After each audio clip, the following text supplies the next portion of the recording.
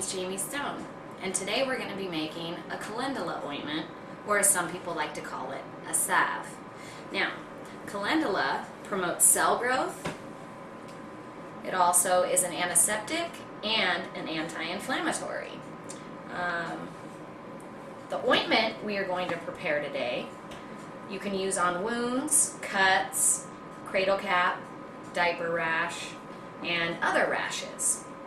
So I already had the oil made, and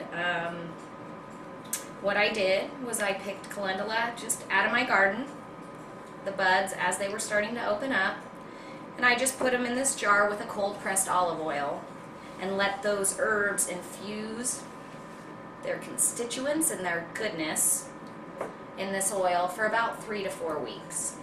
So I've already strained a cup of the oil out, which is what we need for this recipe, and we're going to put this in the double boiler and heat it up so that we can add our beeswax and melt the beeswax to give it that ointment feel. Now, calendula tea you can also drink for indigestion, skin troubles, moderate fevers, and it also helps to treat swollen glands. So now we're just going to let this heat up, and we'll be right back, and once it's warm we'll add that beeswax.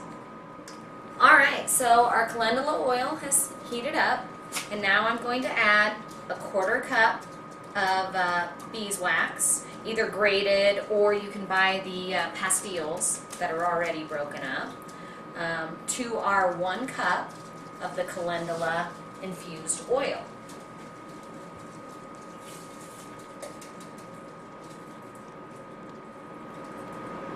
They're kind of sticky little suckers, so gotta kind of make sure that you get them all. Now, if you want to check the consistency of your ointment before you pour them into your containers, what you can do is take about a tablespoon of your oil and ointment and put it in the freezer for roughly about 5 minutes, and then pull it out of the freezer and see if it's at that consistency that you want. And then if it's too hard, you're going to want to add a little more oil if you have it. If it's not quite ointment-y enough for you, you're going to add a little more beeswax. But my beeswax is already melted. So now I'm just going to take some precautions to make sure that I don't dump or get any water into my ointment, because all that's going to do is encourage spoiling.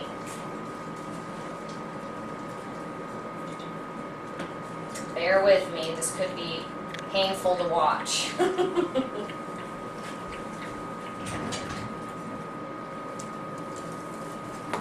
So what I'm going to do is pour it back into here so that I am able to pour it into my smaller containers.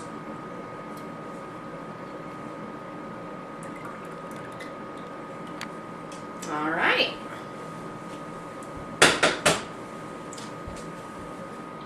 Now, I'm assuming it's at the consistency I want. So at this time, I'm going to add about 4 to 6 drops of lavender essential oil. And what this is going to do is not only make it smell good, but lavender essential oil is actually an antibacterial, an antifungal, and an antimicrobial. So, just more good stuff. I add 6 because I love lavender. I'm just going to grab my little spatula here, stir that in.